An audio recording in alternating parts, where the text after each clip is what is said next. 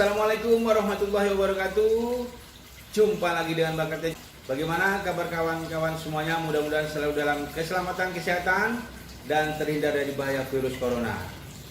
Kali ini saya akan menjawab satu pertanyaan yang banyak ditanyakan oleh para subscriber saya.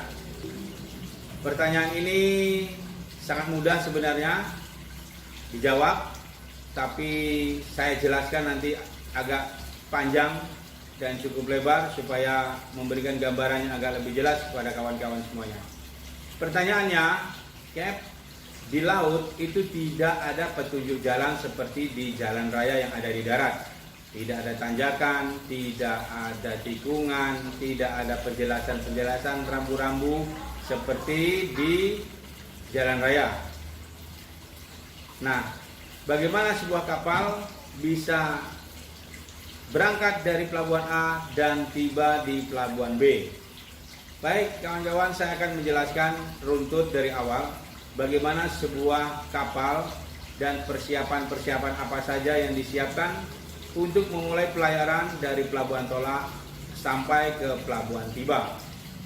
Yang pertama, seorang perwira navigasi terutama harus membuat passage planning atau rencana pelayaran.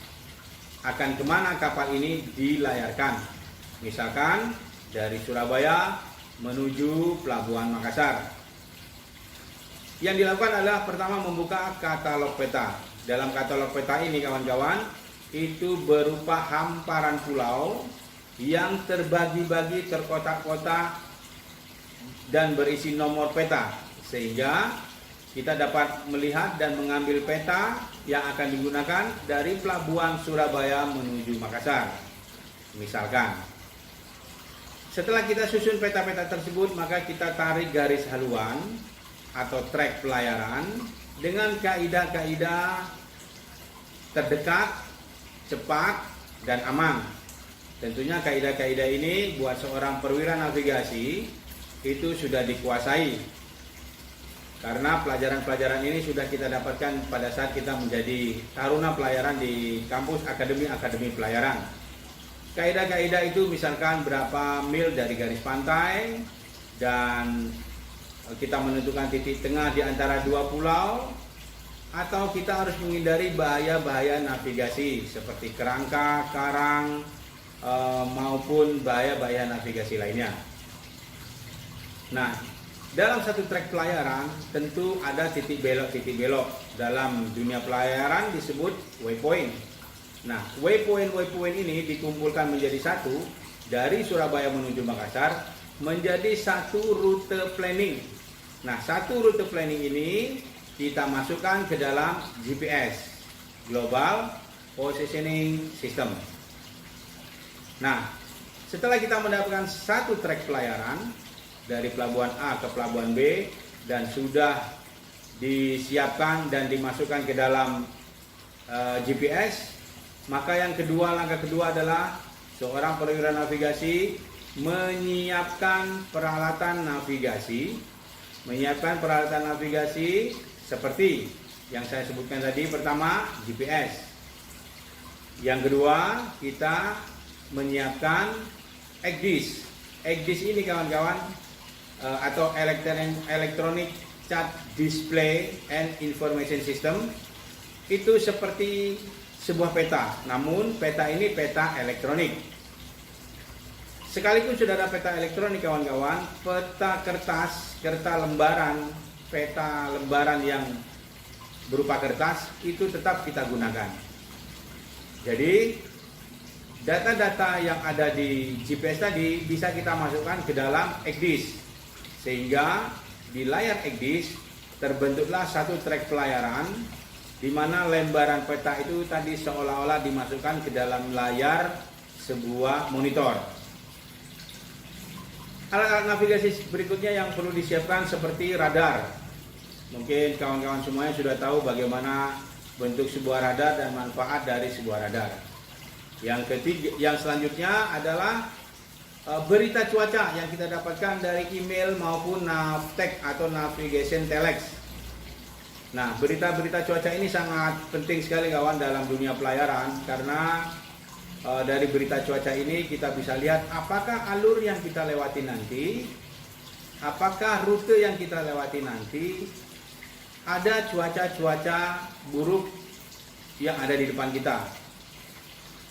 Itu bisa kita dapatkan berita navigasi itu melalui Navtex, bisa melalui email, atau juga kawan-kawan bisa menggunakan aplikasi yang ada di handphone. Ada beberapa aplikasi yang dapat menggambarkan cuaca dalam 1 hari sampai 1 minggu ke depan.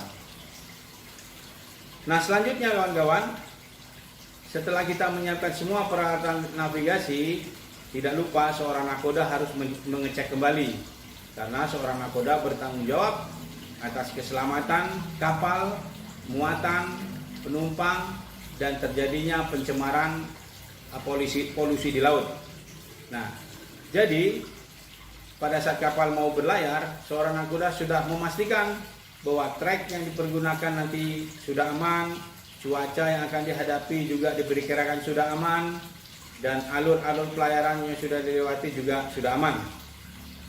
Setelah itu kawan-kawan, kita pastikan juga dokumen-dokumen kapal, dokumen-dokumen muatan juga sudah diselesaikan.